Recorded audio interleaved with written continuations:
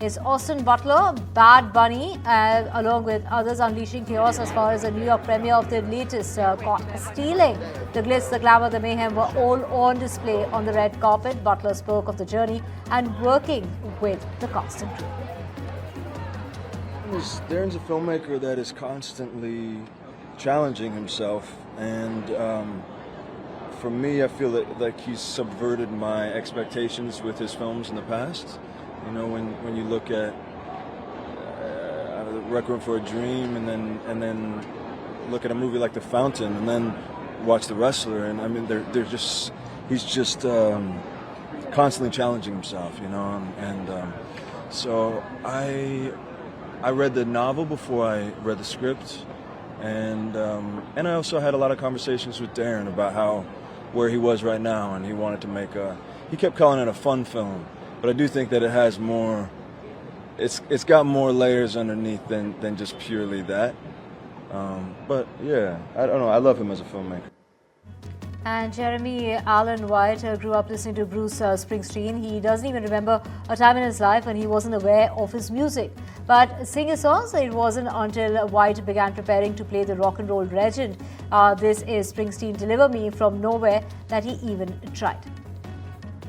I don't know. You know, it's about a very specific time in Bruce's life. It's the period in which he just kind of finished the River Tour, and he's locked up in Colts Neck, and he's writing Nebraska. So it's him, you know, by himself there for a lot of the time. It's about the writing process and the creative process.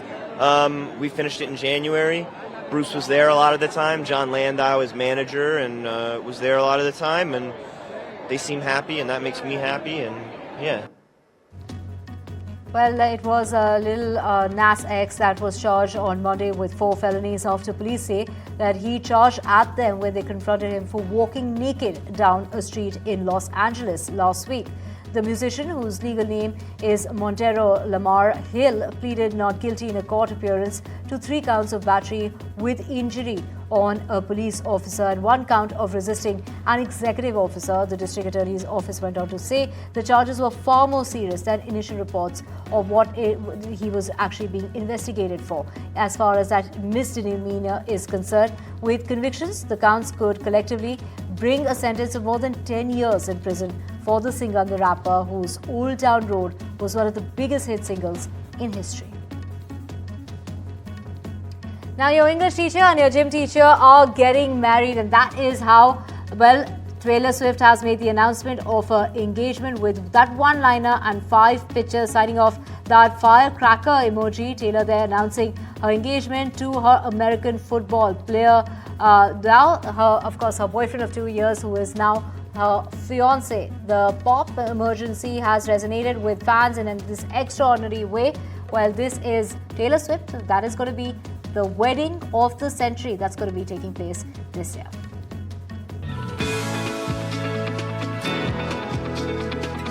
Swifties have more than just an album to celebrate this year. Taylor Swift and Travis Kelce dropped the big news with a joint Instagram post and the cheeky caption, "Your English teacher and your gym teacher are getting married. Class is officially in session and we are living for this syllabus."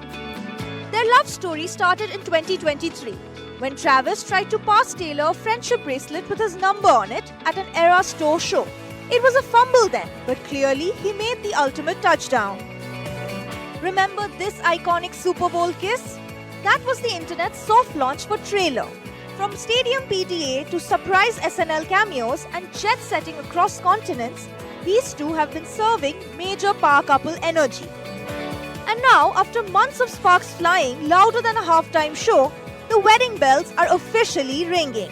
No word yet on the date, but one thing's for sure, this is one Era store that's going to end with wedding vows. So Swifties, mark your calendars, or at least start making those friendship bracelets. Because Taylor Swift just went from singing about the one to saying he's the one. Bureau Report, NDTV.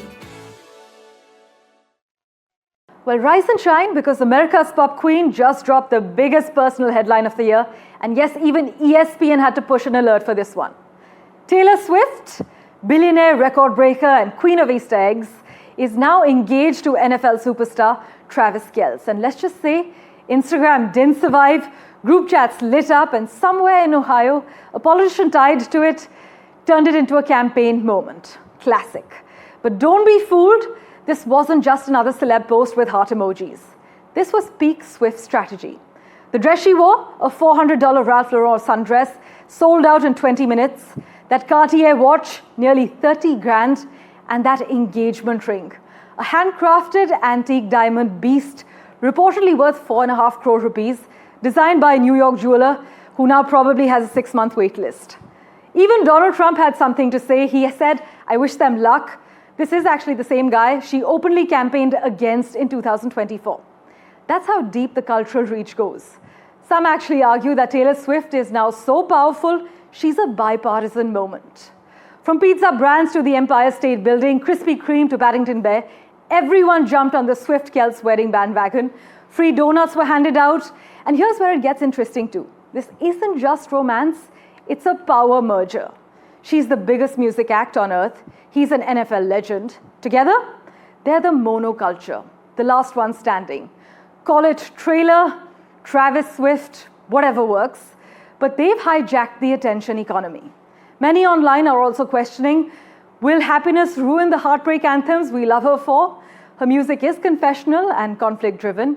So if she's in her forever era, does that kill the drama many have built careers decoding? Well, one thing is clear.